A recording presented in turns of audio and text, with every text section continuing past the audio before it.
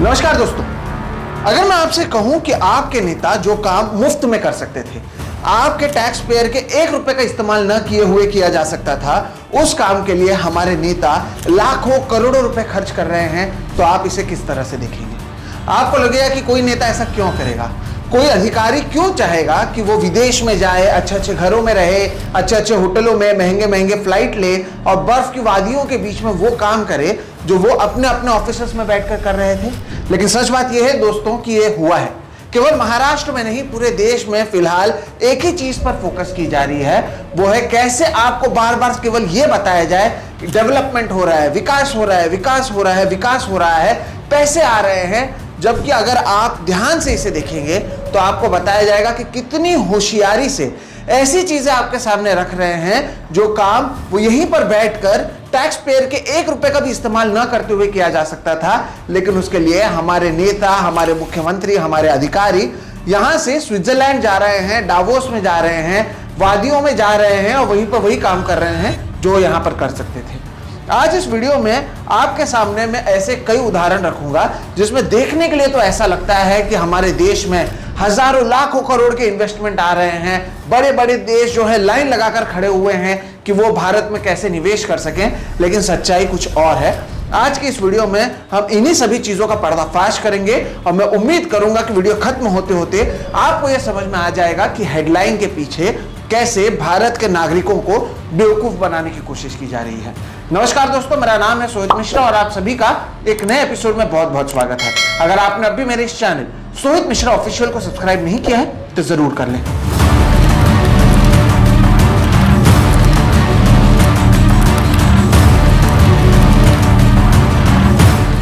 दोस्तों, स्विट्जरलैंड में एक जगह है, उसका नाम है दावोस।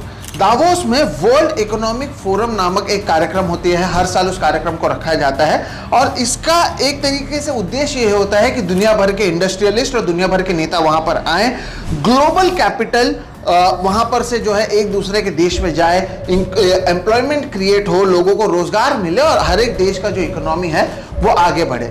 यहां पर जो पहला शब्द मैंने इस्तेमाल किया था ग्लोबल कैपिटल, उस पर आप ध्यान दीजिएगा। अब आप इस हेडलाइन को देखिए। इस हेडलाइन में बताया है कि कैसे हमारे जो महाराष्ट्र के मुख्यमंत्री हैं देवेंद्र फडणवीस, वो फिलहाल दावोस स्विट्जरलैंड में मौजूद हैं और महाराष्ट्र ने कैसे 14.05 लाख करोड़ रुपए के एमओयू वहां पर साइन किए हैं। 14.05 लाख करोड़ के एमओयू साइन किए हैं। हजारों लोगों को रोजगार मिलेगा, महाराष्ट्र में निवेश आएगा, महाराष्ट्र कैसे निवेश में नंबर 1 है, वो सारी बातें बताई गई है। अब सुनने में कितना अच्छा लगता है कि अरे देखो स्विट्जरलैंड में भी कितना बोलबाला है, 14 लाख करोड़ से ज्यादा का जो इन्वेस्टमेंट है वो केवल महाराष्ट्र में आ रहा है, कितनी बड़ी बात है। लेकिन जैसे कि मैंने कहा कि हेडलाइन मैनेजमेंट इतना बेहतरीन होता है कि सच कुछ और होता है, दिखाया कुछ और जाता है। देवेंद्र फडणवीस बार बार ये 14 लाख करोड़ की बात कर रहे हैं, कैसे रिकॉर्ड ब्रेकिंग इन्वेस्टमेंट आ रही है उसकी बात कर रहे हैं। लेकिन हमने जब इसकी सच्चाई पता लगाई तो 14.05 लाख करोड़ में से जो सबसे बड़ा एमओयू साइन हुआ था वो था 2.28 लाख करोड़, 2.28 लाख करोड़। और अब ये जो एमओयू साइन हुआ गया है वो एक जॉइंट वेंचर के साइन किया हुआ है, उसका नाम है अल्टा कैपिटल और पंचशील ग्रुप। हमने बोला अरे अच्छी बात है, ये जो कंपनी है इसने सबसे बड़ा एमओयू साइन किया है, सबसे ज्यादा निवेश ये कंपनी लाने वाली है 2.28 लाख करोड़ का। लेकिन जब पता चला कि ये कंपनी कहाँ की है तो पता चला कि ये जो कंपनी है अल्टा कैपिटल और पंचशील, इनके हेडक्वार्टर्स हैं मुंबई और पुणे। यानी ये जो हैं, ये जो निवेश कर रहे हैं, ये रहते हैं मुंबई में और पुणे में, लेकिन ये जो करार किया है वो कहां पर किया गया है? स्विट्जरलैंड में। आपको क्या लगेगा, अरे देखो 2.28 लाख करोड़ का एमओयू सबसे बड़ा साइन किया गया है, नाम भी है अल्टा कैपिटल, नाम है पंचशील ग्रुप, लेकिन ये मुंबई और पुणे के जब लोग हैं तो आप इन्हें सह्याद्री में बुला सकते थे, एक कप चाय पिला सकते थे, अच्छे से तस्वीर ले सकते थे, तब भी इनकी ओर से ये निवेश किया जा सकता था। लेकिन एक तरीके से दिखाने की आपके सामने कोशिश होती है कि देखो कितने बड़े पैमाने पर यहां पर एक के बाद एक निवेशक खड़े हुए हैं ताकि वो महाराष्ट्र में इन्वेस्ट कर सके। इनकी अकेले की बात क्यों करें? इसके बाद दूसरे जो सबसे बड़े निवेशक हैं उन्होंने निवेश किया है 1.82 लाख करोड़। अब ये कौन सी कंपनी है? इसका नाम है एसबीजी ग्रुप। अब जो हमने पता लगाया कि ये एसबीजी ग्रुप कहा कि ये जो 1.82 लाख करोड़ रुपए खर्च कर रही है या निवेश कर रही है, तो पता लगा कि ये कंपनी भारत में ही बेंगलुरु की कंपनी है। अब बेंगलुरु की कंपनी महाराष्ट्र में निवेश करने के लिए स्विट्जरलैंड जा रही है, जहां पर ये नेता और अधिकारी आपके और मेरे टैक्स मनी के पैसे से वहां पर रह रहे हैं। इस बात को अगर आप सुनते हैं तो आपको कैसा लगता है? क्या ये हंसने वाली बात नहीं है?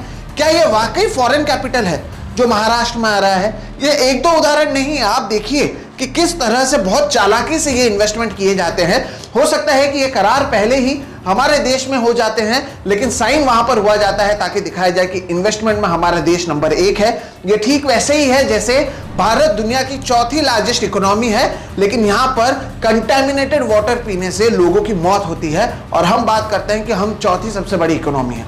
ये ठीक वैसे तरह से कि आप बताते हैं कि आपके यहाँ पर सबसे ज्यादा निवेश हो रहा है, लेकिन निवेश कैसे हो रहा है ये बात आप नहीं बताते हैं। तीसरी कंपनी तो और भी मजेदार है और हंसने वाली बात है। 1 लाख करोड़ रुपए जिस कंपनी ने निवेश किए हैं महाराष्ट्र में, उस कंपनी का नाम है लोधा डेवलपर्स। अब लोधा डेवलपर्स किसका है पता है आपको? मंगल प्रभात लोधा का है।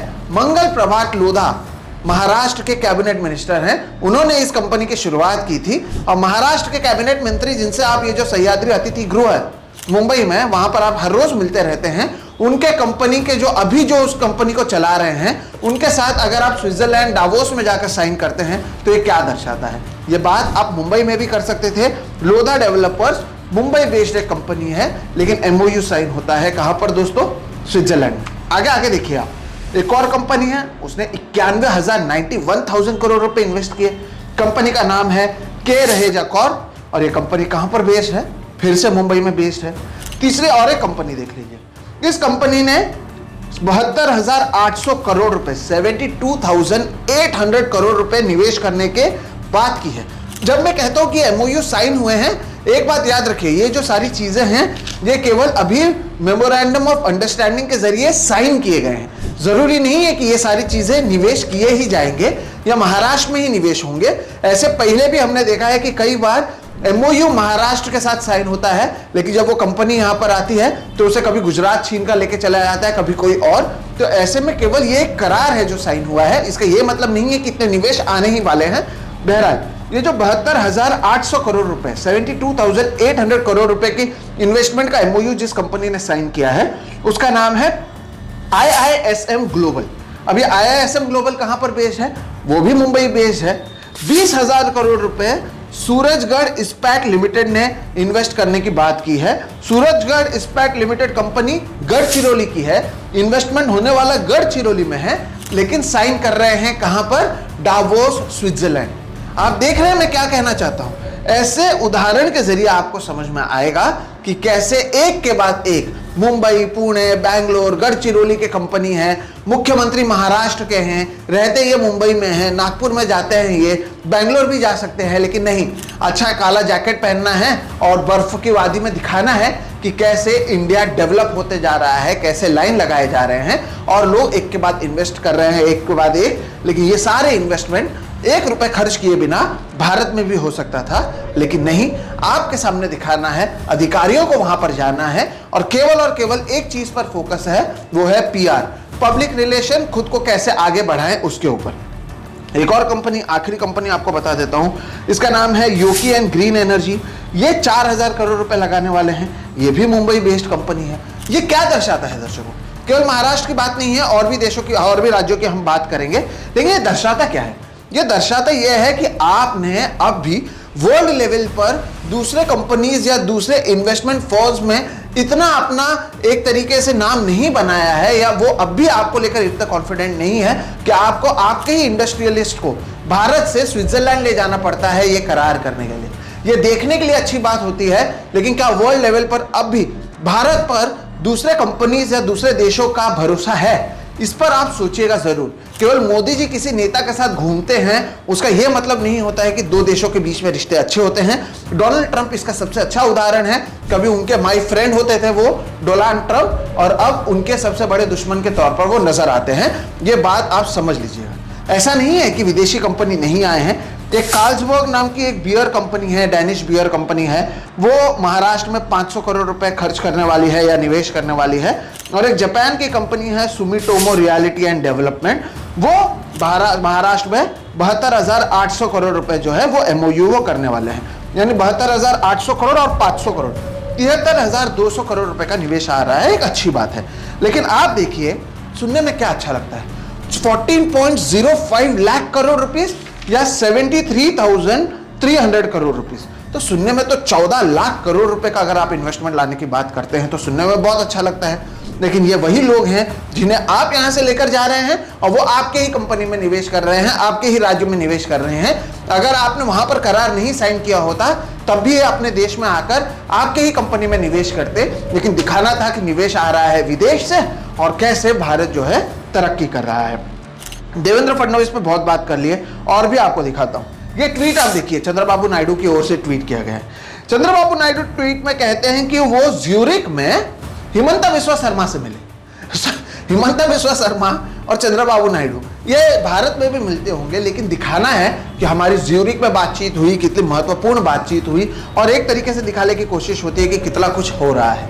हेमंत सोरेन के भी ट्वीट आए हैं। उन्होंने कहा है कि उनके यहां पर 11,000 करोड़ रुपए एक कंपनी निवेश कर रही है। कंपनी का नाम है टाटा स्टील। कंपनी भारत की, हेमंत सोरेन भारत के, लेकिन निवेश की जो करार है वो साइन होता है दावोस स्विट्जरलैंड में।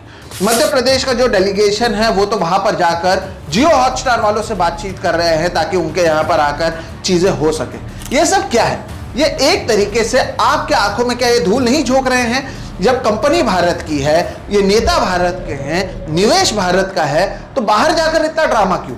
आप कोशिश कीजिए कि अपने लोगों के साथ करार भारत में करें और वहां पर जाकर सीखे समझे कि बाकी जगह पर कौन एमओयू साइन कर रहा है, कौन कहां पर इन्वेस्टमेंट हो रहा है और कितने जगह पर वाकई भारत आगे बढ़ सकता है, या जो अलग अलग राज्य हैं वो आगे बढ़ सकते हैं। लेकिन इस पर किसी का ध्यान नहीं है। केवल दिखाना है कि हमारे फलाने नेता स्विट्जरलैंड गए और हमारे देश के लिए या हमारे राज्य के लिए इतने रुपए लेकर आए, जबकि सच्चाई यह है कि रुपए यहीं से वहां पर गए, वहां पर दिखाए गए और फिर से यहीं पर लाए गए और आप घर पर बैठकर ताली बजाते रहिए। अब आप कहेंगे कि क्या ये इसी साल ऐसा हुआ है? तो नहीं। 2025 की बात करते हैं। 2025 में भी देवेंद्र फडणवीस मुख्यमंत्री थे, 2024 में उनकी सरकार आई। 2025 में वो वापस दावोस गए थे। हर साल जैसे कि मैंने कहा ये होता है। 5 दिन का ट्रिप उनकी ओर से वहां पर किया गया था। उस समय 61 एमओयू साइन किए गए थे, जिसके जरिए तब कहा गया था 15.70 लाख करोड़ का जो निवेश है वो महाराष्ट्र में आने वाला है। अब इसमें से 61 जो एमओयू साइन किए गए थे उसमें से 45 एमओयू तो आपने ऐसे कंपनीज के साथ साइन किया जो डोमेस्टिक हैं, जो हमारे देश के हैं, जो निवेश से लेकर उनका जो हेडक्वार्टर है वो बने ही हमारे देश में है। लेकिन आपने साइन कहां पर किया? आपने साइन किया स्विट्जरलैंड में जाकर। अब इसमें से भी जो 61 में से 45 डोमेस्टिक थे, 45 में से तो 36 जो कंपनीज थे जिसके साथ देवेंद्र फडणवीस ने 2025 में करार साइन किया वो महाराष्ट्र से थे। यानी 67% जो इन्वेस्टमेंट महाराष्ट्र में आया था वो महाराष्ट्र से ही आया था 2025 में, और 2026 में भी ऐसा ही कुछ होता हुआ नजर आ रहा है। लेकिन क्या इस पर कोई सवाल उठा रहा है? कई जो टीवी के जो एंकर होते हैं वो काला कोट पहनकर, विंटर के कपड़े पहनकर, मुंह से धुआं निकालकर वहां पर बड़ी बड़ी बातें कर रहे हैं, लेकिन किसी की हिम्मत नहीं है कि सरकार से वहां पर पूछे कि भाई ये तो हमारे भारतीय हैं, आप भारतीय हैं, ये तो महाराष्ट्र से हैं, आप महाराष्ट्र से हैं, तो ज्यूरिक में क्या कर रहे हैं, डावोस में क्या हो रहा है, वर्ल्ड इकोनॉमिक फोरम में क्या हो रहा है? इसका नाम वर्ल्ड इकोनॉमिक फोरम है, इंडिया इकोनॉमिक फोरम या महाराष्ट्र इकोनॉमिक फोरम नहीं। लेकिन अगर यहां पर सबसे ज्यादा लोग आपके राज्य, आपके दोस्त या फिर आपके ही आसपास के लोग हैं, तो क्या वाकई आपके यहां पर बाहर से निवेश आ रहा है? इतनी नौटंकी करने की जरूरत हमारे नेताओं को क्यों पड़ती है कि वो हर जगह पर अपने आप को विकास पुरुष करें? उससे अच्छा ये होता कि अच्छी बात है कि ये इन्वेस्टमेंट आ रहा है, लेकिन इसके अलावा दूसरे देश हमारे यहाँ पर क्यों निवेश नहीं कर रहे हैं, या किस तरह से दूसरे देशों का निवेश बढ़ाया जाए, अगर इस पर ध्यान होता तो शायद बेहतर होता। ठीक वैसे ही अगर कोविड के समय हम ताली और थाली बजाने पर ध्यान नहीं देते, वैक्सीन बनाने पर ध्यान देते, तो कम लोग मरते। लेकिन हमेशा ध्यान जो है अपने आप को कैसे बड़ा बताया जाए उस पर होता है, कैसे हम हर एक चीज को सॉल्व कर रहे हैं उस पर होता है, और यहां पर भी वही होता हुआ नजर आ रहा है। ऐसे में पर्दे के पीछे की कहानी को आप समझिए, हेडलाइन पर आप मत जाइए। हेडलाइन के नीचे जो लिखा गया है, एमओयू जो साइन हो रहा है, इसमें कितने ग्लोबल हैं, कितने भारतीय हैं, और ये सारे काम आप मुंबई के सह्याद्री अतिथि गृह में एक कप चाय में मुफ्त में कर सकते थे। लेकिन सोचिए 5 दिन तक आप रहेंगे, 5 दिन का होटल, आपका आना जाना, आपके कंपनी, आपके साथ में जो आपके लोग गए हुए हैं, अधिकारी गए हुए हैं, प्लेन के टिकट्स, खाना पीना सब कुछ, करोड़ों रुपए हमारे जो टैक्स पेयर्स के हैं वो आप स्वाहा कर देते हैं और दिखाते ये हैं कि आपने कितना काम किया है, जबकि जो सच्चाई है वो आज मैंने आपके सामने रखने की कोशिश की है। मैं उम्मीद करता हूं कि इन उदाहरणों के जरिए आपको समझ में आ गया होगा कि इनके दिखाने के दांत कुछ और हैं, खाने के दांत कुछ और हैं, लेकिन जो पूरा एक जो मीडिया प्रोपेगेंडा और इमेज बिल्डिंग चल रहा है उससे ये हमारे ही देश के लोगों को बेवकूफ बना रहे हैं। इससे ना महाराष्ट्र का फायदा है ना यहाँ के लोगों का फायदा है। हाँ, एक नेता की छवि जरूर अच्छी बन जाती है, लेकिन उससे ना आप कुछ नया ले पाएंगे या आपको कुछ बेनिफिट मिल पाएगा ना मुझे।